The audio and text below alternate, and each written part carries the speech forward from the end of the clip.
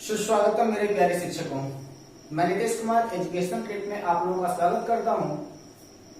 आज हम लोग बात करने वाले हैं आपके पर्यावरण शिक्षण के अगले भाग, जिसे हम लोग कहते हैं उद्देश्य।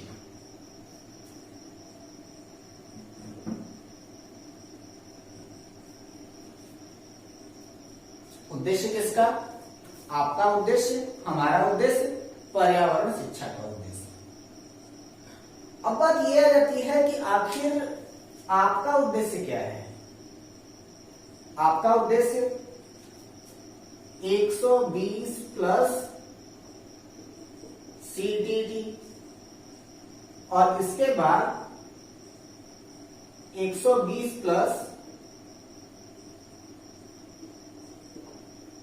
Super TET. हमारा उद्देश्य क्या है?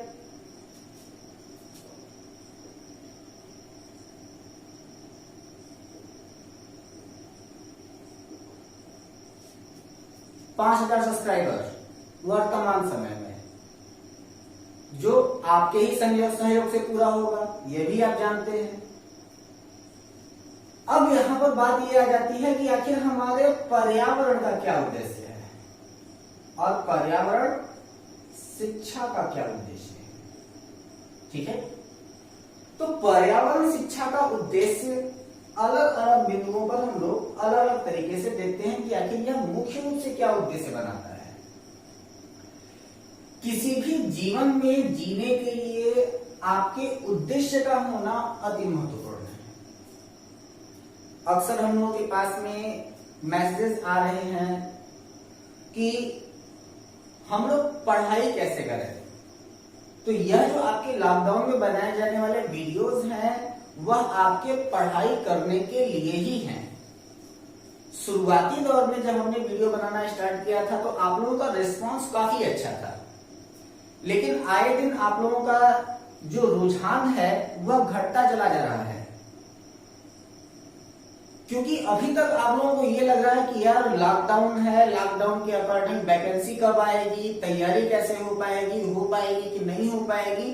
तो आपको अपना उद्देश्य स्वयं स्पष्ट नहीं है। जिस दिन आपका उद्देश्य स्पष्ट हो जाएगा कि आखिर आपको करना क्या है, तो आप अपने सबसे ज्यादा व्यस्त समय में से भी आप अपने लिए पढ़ाई के लिए यह समय निकालेंगे जरूर। एक अच्छी सी नोट्स बनाएंगे, अपने सारे के सारे कॉन्सेप्ट को आप अच्छी तरीके से समझेंगे, नोट्स बनाएंगे, उसको प्रिपेयर करेंगे और अपने उद्देश्य 120 प्लस को साकार करेंगे। पर्यावरण शिक्षा के सीटेट के एग्जामिनेशन में 15 नंबर के क्वेश्चन अति महत्वपूर्ण होते हैं, जिसके बारे में हम पिछले कई वीडियो से हम फोकस करते चले आए हैं।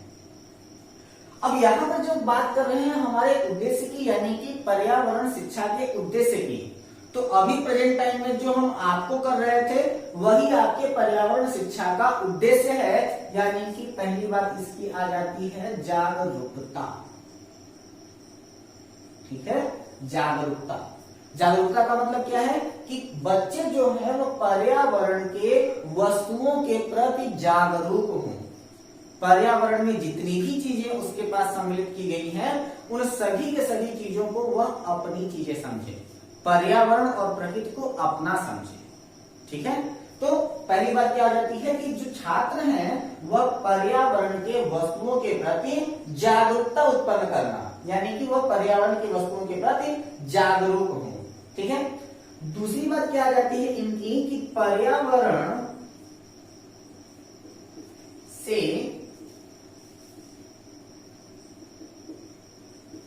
संबंधित वस्तुओं का ज्ञान कराना। ठीक है, तो जितनी भी चीजें हमारे पर्यावरण में मौजूद हैं, तो उन पर्यावरण के वस्तुओं के प्रति जो जितने भी बच्चे हैं वह जागरूक हों। ठीक है, यानी कि पर्यावरण के वस्तुओं के प्रति बच्चों को ज्ञान कराना, उनके सभी तथ्यों का ज्ञान कराना, वस्तुओं एवं तथ्यों। ठीक है, तो पर्यावरण के वस्तुओं एवं पर्यावरण से संबंधित जितने भी तथ्य हैं उन सभी तथ्यों के प्रति बच्चों को ज्ञान कराना कि आखिर पर्यावरण क्या है, उसका हमारे दैनिक जीवन में महत्व क्या है। यह किस प्रकार से प्रभावित हो रहा है, अगर यह प्रभावित हो गया तो हमारे ऊपर क्या प्रभाव पड़ेगा। इसी के आधार पर हम बच्चों को यह बताते हैं कि हमारे पास नवीकरणीय ऊर्जा के क्या स्रोत हैं, अनवीकरणीय ऊर्जा के क्या स्रोत हैं। पेट्रोलियम पदार्थ अगर हमारे आसपास से समाप्त हो जाए तो क्या होगा।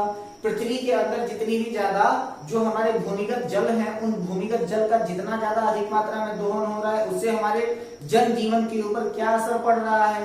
भूमि के ऊपर जो आपके धरातली जल है, उन धरातली जल को प्रदूषित करने की वजह से हमारे दैनिक जीवन पर क्या असर पड़ रहा है। इन सभी तथ्यों का ज्ञान कराना बच्चों के लिए अति आवश्यक होता है, ताकि बच्चे जो है पर्यावरण से के संबंधित वस्तुओं एवं तथ्यों के प्रति जानकारी रखें एवं उनके प्रति अपनी जागरूकता को व्यक्त करें।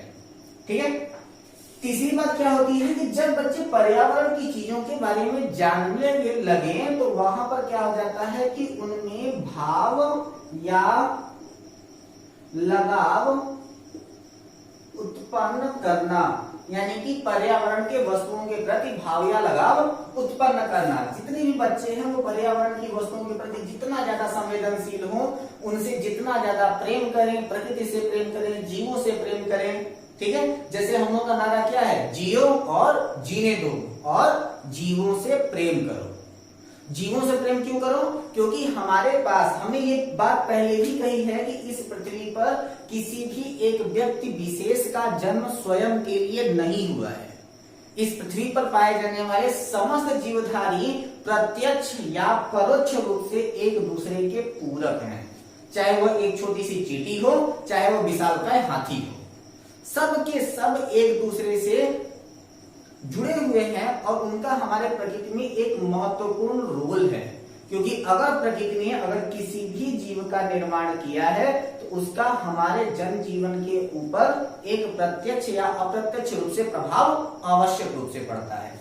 और ये आपका जो है वो सबसे ज्यादा इंपॉर्टेंट पॉइंट है, यानी कि भाव या लगाव उत्पन्न करना, और ये पर्यावरण शिक्षा का मुख्य उद्देश्य भी है। ठीक है। अगला क्या होता है कि जब बच्चे कोई भी कार्य कर रहे हो तो उनका होता क्या है कि वो अपने कार्यों के प्रति उन्होंने कितना सीखा, क्या उन्होंने गलती किया, क्या उन्होंने सही किया। तो उनमें होता क्या है कि बच्चों में मूल्यांकन क्षमता का विकास। और बच्चों में मूल्यांकन क्षमता का विकास तो ठीक है, लेकिन किसके लिए मूल्यांकन क्षमता का विकास, तो वह हो जाता है अपने कार्यों के प्रति। ठीक है। तो बच्चों में अपने कार्यों के प्रति अपने मूल्यांकन क्षमता का जो विकास होता है वो बहुत ही ज्यादा महत्वपूर्ण होता है कि बच्चे अपने किए हुए कार्यों का स्वयं आकलन कर सके और यह जान सके कि उन्होंने किस प्रकार की कार्यों को किया है और उससे क्या प्रभाव हमारे पर्यावरण में हो सकता है। पांचवा बात आ जाता है बच्चों में कौशल विकास करना। ठीक है। छात्रों में कौशल विकास करना। छठवां पॉइंट कि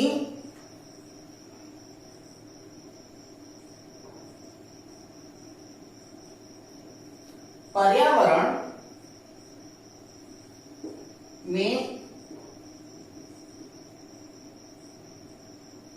सुधार लाने के लिए विभिन्न कार्यों को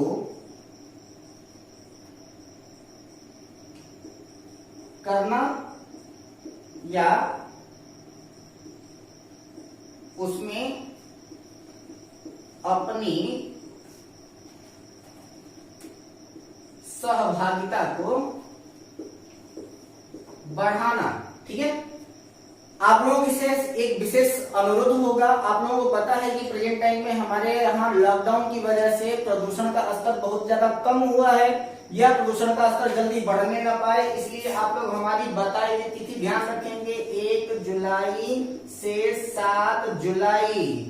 और हमारे पास प्रेजेंट टाइम में जितने सब्सक्राइबर हैं यह 1 जुलाई से 7 जुलाई के बीच में कम से कम 10 गुने होने चाहिए। और ये जो आपके 10 गुने जितने हमारे सब्सक्राइबर बढ़ जाएंगे, उन सभी सब्सक्राइबरों से मैं अनुरोध करूंगा कि इस 1 जुलाई से 7 जुलाई तक हमारे सब्सक्राइबर को गिने और उतने ही वृक्ष लगाएं, कम से कम।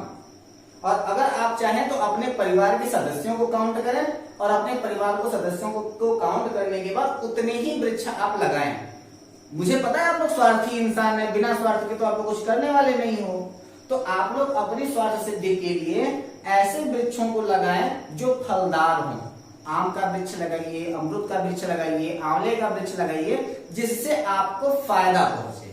मैं कोई ऐसा वृक्ष लगाने की बात नहीं करूंगा जिससे आपको फायदा ना हो। और अगर आप लोग पीपल या नीम का पेड़ भी लगाते हैं तो मुझे और ज्यादा प्रसन्नता होगी, मुझे कोई प्रॉब्लम नहीं है उससे, ठीक है। लेकिन आप लोग वृक्ष जरूर लगाएं। तो यहाँ पर हो जाता क्या है कि पर्यावरण शिक्षा का मुख्य उद्देश्य क्या हो जाएगा, तो पर्यावरण शिक्षा का मुख्य उद्देश्य हो जाएगा बच्चों में पर्यावरण की वस्तुओं के प्रति भाव या लगाव उत्पन्न करना, ठीक है। और यहाँ पर क्या हो जाता है कि पर्यावरण में सुधार लाने के लिए विभिन्न कार्यों को करना या फिर उसमें अपनी सहभागिता को बढ़ाना, ठीक। अब यहाँ पर होता क्या है कि बिना महत्व के तो आप लोग कोई काम करने वाले नहीं। तो हम लोग देखते क्या है कि आखिर जो पर्यावरण शिक्षा में आपको पढ़ा रहा हूं, इस पर्यावरण शिक्षा का महत्व क्या है, बच्चे आखिर क्यों पढ़े पर्यावरण शिक्षा, ठीक है। तो बच्चे पर्यावरण शिक्षण क्यों करें, तो पर्यावरण शिक्षा का महत्व क्या है इनका, तो पहली बात यह है कि छात्रों को बोध कराना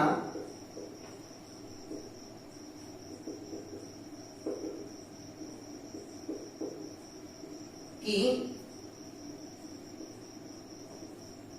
पर्यावरण को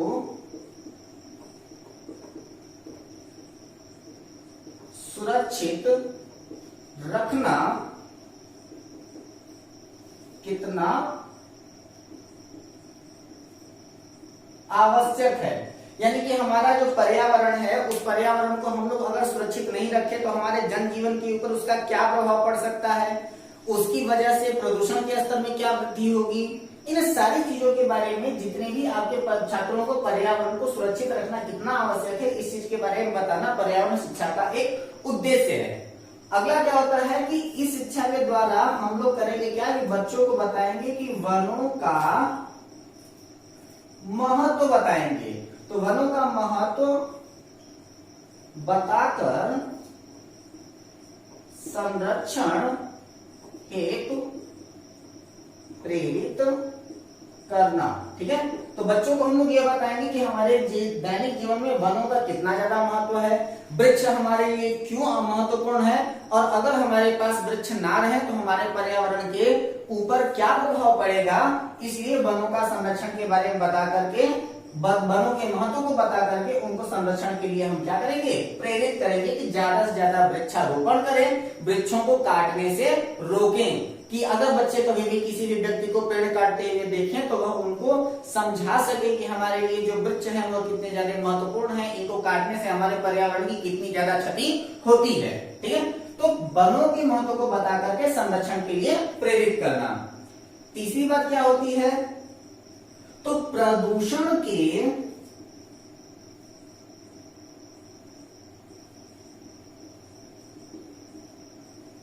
पड़ने वाले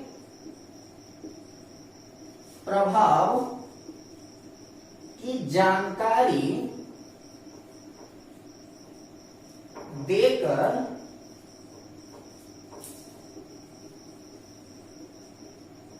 रोकने के लिए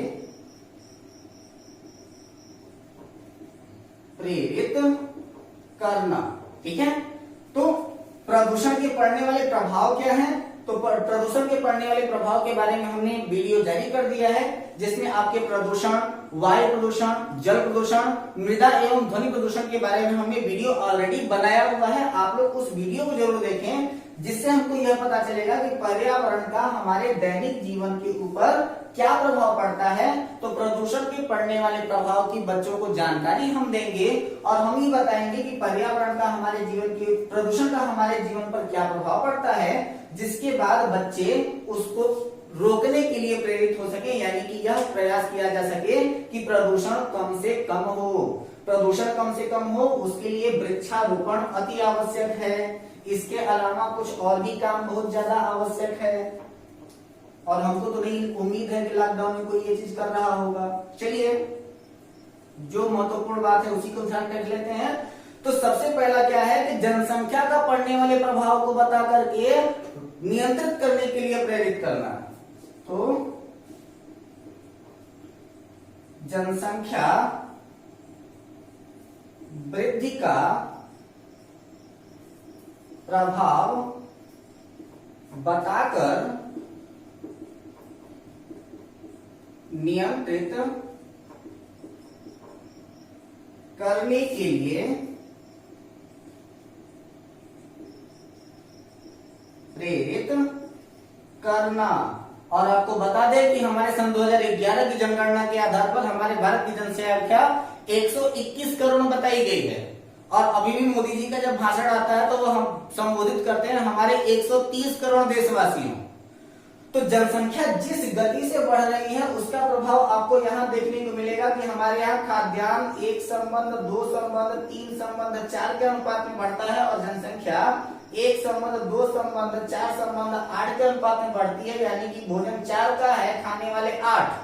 तो अगर 4 का भोजन अगर 4 करेंगे तो 4 कुपोषण से 4 जो होंगे वो भूखों मरेंगे, और अगर 4 का भोजन 8 मिलकर के करेंगे तो 8 के 8 कुपोषण से मरेंगे।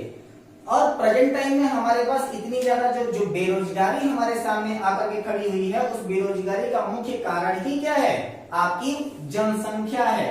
तो जनसंख्या वृद्धि का प्रभाव हम बच्चों को बताएंगे, और यह बताएंगे कि जनसंख्या को नियंत्रित करना कितना ज्यादा आवश्यक कार्य है। इसके अलावा अगली बात आ जाती है कि पशुचारण के पड़ने वाले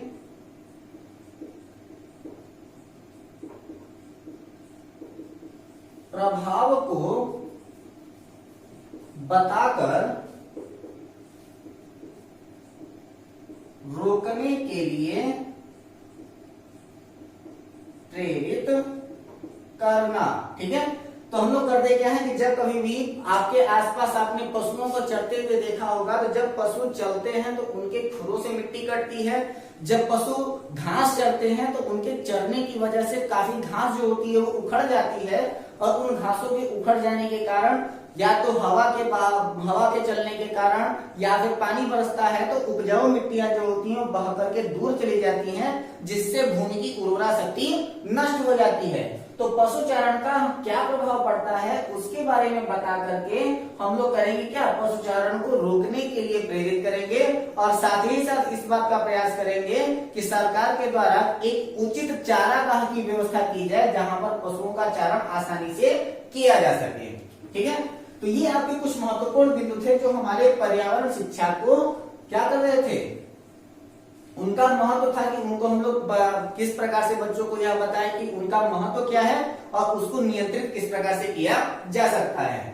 अब बात आ जाती है कि आपके पर्यावरण शिक्षा को प्रभावित करने वाले कारक, और इन कारकों में पहला है आपका पाठ्यक्रम, दूसरा है शिक्षक एवं शिक्षण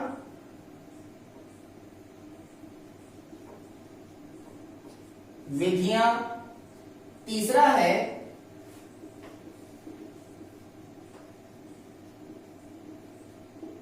संसाधनों का अभाव, चौथा है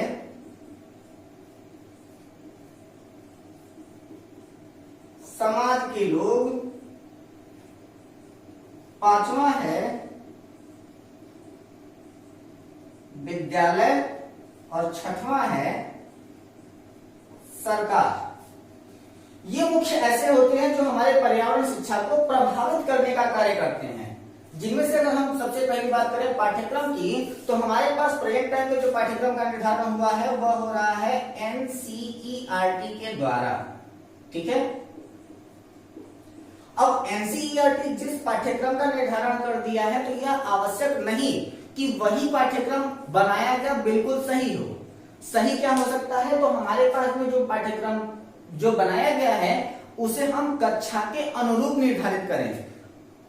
कक्षा का स्वभाव, कक्षा का स्वरूप इस प्रकार से हो कि बच्चों के सामने पाठ्यक्रम इस प्रकार से निर्दिष्ट किया जाए कि सबसे पहले सरल पाठों को बच्चों को समझाया जाए, जिसके प्रति, उस विषय के प्रति छात्रों में जागरूकता उत्पन्न हो, और इसके बाद धीरे धीरे उनको अगले कॉन्सेप्ट की ओर, कठिन कॉन्सेप्ट की ओर उनको ले जाया जाए। शुरुआत में ही जब उनको कठिन चीजें अगर बता दी जाएंगी तो बच्चों का उस विषय के प्रति रुझान समाप्त हो जाएगा और वह उस विषय को रटने का प्रयास करेंगे, जिसकी वजह से जो हमारी शिक्षा का मुख्य उद्देश्य है वह पूर्ण नहीं हो पाएगा। दूसरा है आपका शिक्षक एवं शिक्षण विधियां। तो शिक्षक जो होता है वो हमारे यहाँ क्या होना चाहिए कि जितने भी शिक्षक हों वह अपने विषय के विशेषज्ञ होने चाहिए, और कक्षा का जो निर्धारण होना चाहिए वह किसी भी एक कक्षा में लगभग 30 से 35 विद्यार्थी होने चाहिए, इससे ज्यादा विद्यार्थी नहीं होने चाहिए, और 40 विद्यार्थी पर एक शिक्षक होना चाहिए। ठीक है, यानी कि 40 विद्यार्थियों पर एक शिक्षक की नियुक्ति होनी चाहिए। साथ ही साथ हमें इस बात का भी ध्यान रखना चाहिए कि जो शिक्षक जिस विषय की शिक्षण कर रहा हो उसे अपने उद्देश्यों का पूर्ण ज्ञान होना चाहिए, क्योंकि अगर शिक्षक को अपने उद्देश्य का ज्ञान नहीं होगा तो वह परिभाषाओं का अपने आधार पर उदाहरणों का निर्माण नहीं कर पाएगा। अगर उद्देश्य उसको पहले से पता होगा तो वह अपने अनुसार कक्षा का वातावरण बनाएगा और अपने निर्दिष्ट उदाहरणों को वह आसानी से ढूंढ पाएगा। इसके बाद है आपके संसाधनों का अभाव। संसाधनों का अभाव का मतलब है कि कई जगह ऐसे भी हैं आपके क्षेत्रों में जहां पर इंटरमीडिएट साइंस साइड की क्लासेस चल रही हैं, लेकिन वहां पर लैब अवेलेबल है ही नहीं। तो यह जब कभी भी बच्चों के सामने प्रयोगात्मक चीजों का अभाव होता है, आसपास घूमने की या फिर खेलने की चीजें नहीं होती, खेल के मैदान में बच्चे खेलने के लिए पहुंच जाए और वहां पर खेलने से संबंधित चीजों का अगर कमी हो तो बच्चों का वह प्रयास जो होता है कि वह आगे बढ़ सके वह धीरे धीरे असफल होता हुआ दिखाई देता है। तो बच्चों के विकास के लिए संसाधनों का अभाव जो है वह पर्यावरण शिक्षा को या फिर किसी भी शिक्षण विधा को सबसे ज्यादा प्रभावित करने का कार्य करता है। इसके बाद बात आ जाती है समाज के लोगों की। तो और समाज के लोग जो होते हैं सबसे ज्यादा शिक्षण को तब प्रभावित करते हैं जब वह करते हैं लिंग भेद। और लिंग भेद में दो प्रकार का हो जाता है कि यहाँ पर एक होता है कि किसी भी गार्जियन के बच्चे हैं, एक लड़का है, दूसरी जो है वह लड़की है। तो वहां पर जो गार्जियन हो रहे हैं वह लड़कों की शिक्षा के ऊपर ज्यादा फोकस करते हैं, लड़कियों की शिक्षा के ऊपर कम फोकस करते हैं।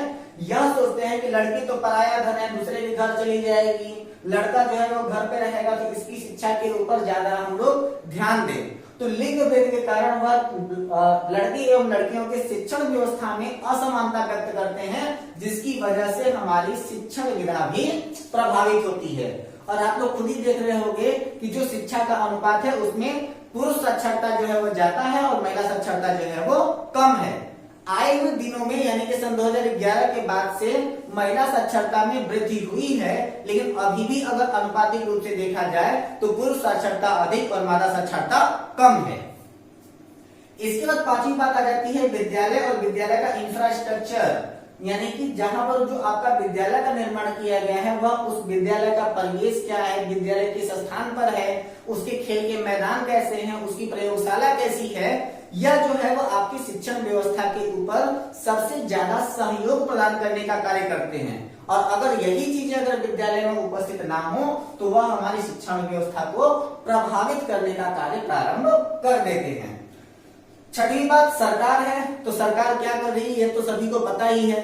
साथ ही साथ बार बार पाठ्यक्रमों में परिवर्तन के कारण भी हमारी जो होती है वो पर्यावरण शिक्षा जो होती है प्रभावित होती है। तो यह आपके कुछ प्रमुख बिंदु हैं जिसके कारण हमारी पर्यावरण शिक्षा प्रभावित होती है। दोस्तों कल के वीडियो में हम लोग सबसे महत्वपूर्ण बातों के ऊपर ध्यान देने वाले हैं, डिस्कस करने वाले हैं यानी कि अब तक के पर्यावरण शिक्षण की जितने भी वीडियोस आपको दिए गए, 3 वीडियोस अभी तक दिए गए, उनमें से कल से आने वाले जितने वीडियोस हैं वो सबसे ज्यादा महत्वपूर्ण होंगे। और हम लोग बात करने वाले हैं NCF 2005 यानी कि नेशनल कैरिकुलम फ्रेमवर्क यानी कि राष्ट्रीय पाठ्यचर्या की रूपरेखा के बारे में। तो बिल्कुल भी किसी भी वीडियो को मिस ना करें, लगातार पढ़ते रहें, जुड़े रहें हमारे साथ और हमारे इस चैनल को लाइक करना, सब्सक्राइब करना ना भूलें। अपनी राय हमारे कमेंट बॉक्स में जरूर बताएं। अपने दोस्तों को या फिर जितने भी लोग प्रायोगिक परीक्षाओं की तैयारी कर रहे हो उनको आप लोग जरूर बताएं कि हमने क्लास लेना स्टार्ट कर दिया है, जिसकी वजह से ज्यादा लोग हमारे साथ जुड़ सकें। हमारे इस लिंक को शेयर करें, अपनी राय हमारे कमेंट बॉक्स में जरूर बताएं। घर पे रहें, सुरक्षित रहें, हंसते रहें, मुस्कुराते रहें। तब तक के लिए धन्यवाद।